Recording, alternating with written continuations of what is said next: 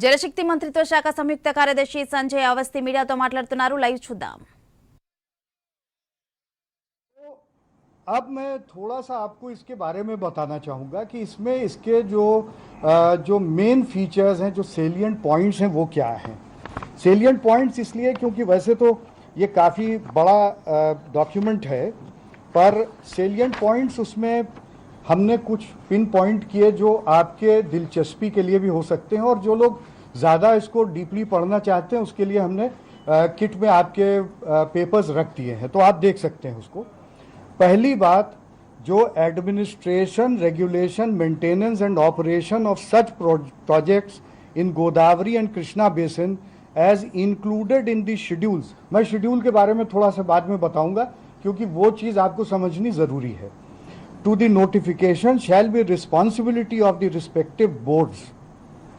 उसके बाद second point है, the respective board shall now regulate the supply of water and power to the states of AP and Telangana as per provisions of the APRA.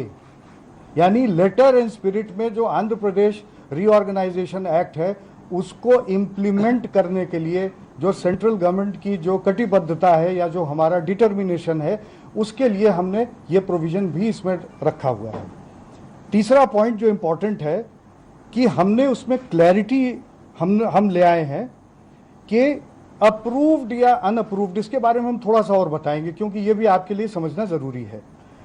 Projects जो हैं उन सबका हमने संज्ञान लिया है. We have taken cognizance of all projects on the rivers Krishna and Godavari in either of the states, but we have also informed through this jurisdiction order what exactly do we mean by unapproved projects and what exactly is our position as far as the central government is concerned or the boards are concerned, what is our position on those projects.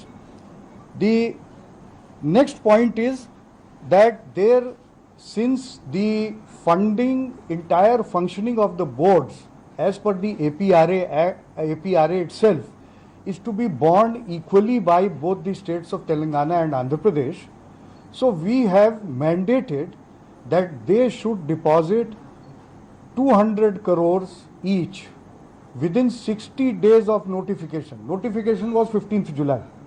So 60 days they have to deposit so that these boards can function with the energy and devotion and dedication that they were intended to be. And they should not fall short of money, and they should not be looking here and there for resources.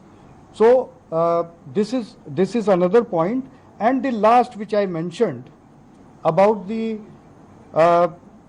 in D part of the notification, in both the notifications D part, we have taken care to clearly indicate that projects which are unapproved, we have defined what are unapproved projects. As defined in the explanation to this cause, being part of any of the three schedules cannot be treated as deemed approval. Just because we have mentioned something in the schedules does not mean that we have sort of given a tacit or deemed approval to them. We have taken care, and this is very important because this has been some sort of issues in the boards where both the states are represented equally in the boards. So all the board meetings are attended by representatives from both the states. So it has been some kind of on-off issue as far as this approved, deemed approved, or whatever these projects have been concerned. So lastly, I would simply want to tell you that we have inventorized the projects under three schedules. The first schedule is an omnibus schedule. वो एक समग्र किस्म का schedule है जिसमें जितने project हैं हमने सारे लिख दिए हैं उसमें. उसके बाद शेड्यूल 2 और 3 जो है उसका थोड़ा सा उनमें डिफरेंस है.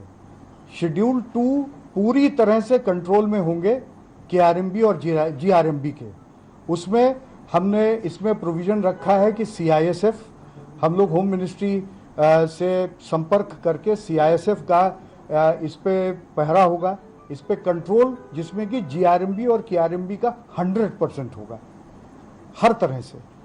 जो शेड्यूल 3 है उसका कंट्रोल जो अभी स्टेट गवर्नमेंट जिस तरह से चला रहे हैं उसी तरह से वो चलाते रहेंगे, पर डायरेक्शंस वो KRMB और GRMB से लेंगे। उसके पीछे भी काफ़ी मंथन हुआ कि हम किस तरह के प्रोजेक्ट्स को हम शेड्यूल 2 में डालते हैं और किस तरह के प्रोजेक्ट्स को हम शेड्यूल 3 में डालते हैं।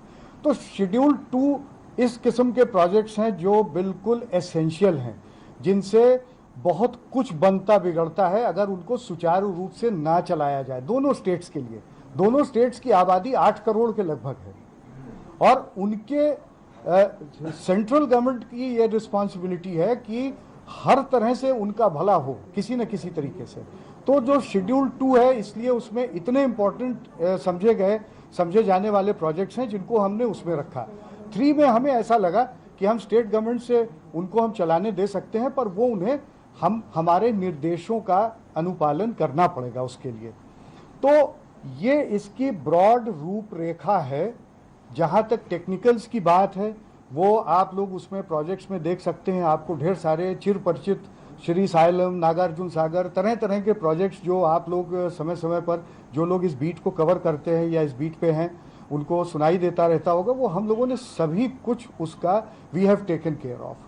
अब मैं चूँकि एक तरफी बात अच्छी नहीं होती है, आप लोग अगर कोई सवाल पूछना चाहते हैं, हमारी लिमिटेशन है, हम लोग ब्यूरोक्रेट्स हैं, तो हमें आप जो ये ऑर्डर है, जुरिस्डिक्शन का ऑर्डर है या कोई और उससे कनेक्टेड मुद्दा है, उससे आप हमसे खुशी खुशी सवाल पूछ सकते हैं।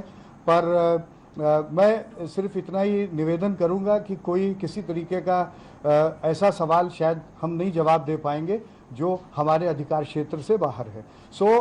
ये सवाल आपके जो है हमारे दोनों कॉलीग्स, सीनियर कॉलीग जो है हल्दर साहब और वोरा जी, ये भी लेंगे। अगर कोई टेक्निकल से संबंधित है आप कृपा करके पूछें, अपना पहले नाम और अपनी संस्था और अपनी ऑर्गेनाइजेशन का भी परिचय दें और उसके बाद सवाल कर सकते हैं। धन्यवाद। गोयल साहब, थोड़ा सा आप इसको वो जरा सा कर लें जिसमें कि सब लोग एक साथ ना पूछें। मैं ये जानना चाह रहा हूँ, शेयरिंग ऑफ वाटर जो आपने अभी बोला है ना, 4-10 स्टेट्स जुड़ गए, sharing of water it will be round the time, round the year, पूरे समय पानी रुकता नहीं है।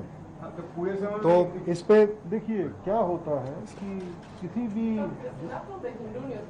अभी इनका एक बस जवाब हो जाए इनका जी, किसी भी सिस्टम में